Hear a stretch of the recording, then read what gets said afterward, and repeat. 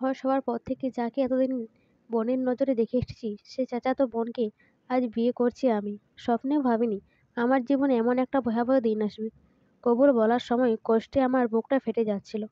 আমার চাচাতো বোন রিমিকে বিয়ে করে যতটা না কষ্ট পেয়েছি, তার চেয়ে হাজার গুণ বেশি কষ্ট পেয়েছি নিজের ভালোবাসার মানুষকে ধোঁকা দিয়ে। হ্যাঁ, আমি আমার ভালোবাসার মানুষকে ধোঁকা দিয়েছি। যাকে দীর্ঘ ২ বছর ধরে ভালোবেসেছি আসছি, তাকে ছেড়ে আজ রিমির মতো একটা বাজে মেয়েকে বিয়ে করছি আমি, যে কিনা সম্পর্কে আমার চাচাতো বোন হয়। জানি না কোন পাপের শাস্তি পাচ্ছি আমি। আমি আমার খালাতো বোন আফিফাকে ভালোবাসি। তার সাথে আমার ২ বছরের ভালোবাসার সম্পর্ক। কিন্তু ঘন্টা দুয়েকের আগে আফিফাকে ছেড়ে আমার চাচাতো বোন রিমিকে বিয়ে করতে হয়েছে। যদিও বিয়েটা আমার ইচ্ছের বিরুদ্ধে দেওয়া হয়েছে, আমার এই বিয়েতে মত ছিল না।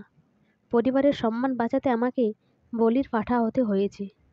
ফলস্বরূপ রিমির মতো জঘন্য একটা মেয়েকে নিজের জীবন সঙ্গিনী বানিয়েছি। এই মুহূর্তে আমি আর আফিফা ছাদে দাঁড়িয়ে আছি। আমরা দুজন ছাড়া ছাদে আর কেউ নেই। তাছাড়া এত রাতে ছাদে কে থাকার কথাও না। আফিফা আমার থেকে একটু দূরে ছাদের রেলিং ঘেঁষে দাঁড়িয়ে আছে। অন্যদিকে মুখ ঘুরিয়ে ফুঁপিয়ে ফুঁপিয়ে অনবরত কান্না করছে সে। এমন নির্লজ্জ পরিবেশ এর আগেও আমরা সময় কেটেছি। যে সময় আফিফা আমার পাশে বসে বাহু জড়িয়ে ধরে কাঁধে মাথা রেখেছি।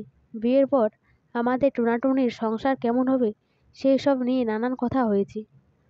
নিয়ম করে সকাল বিকেল আমাদের রাগ, মান অভিমান, ঝগড়া হয়েছে, কিন্তু দিন শেষ এত কিছুর পরেও আমরা আবার এক হয়েছি। একে অপরকে ভালোবেসেছি, কাছে পেতে চেয়েছি, কিন্তু আজ আমাদের মাঝে আকাশ পাতাল ব্যবধান, দূরত্বের অন্ত নেই।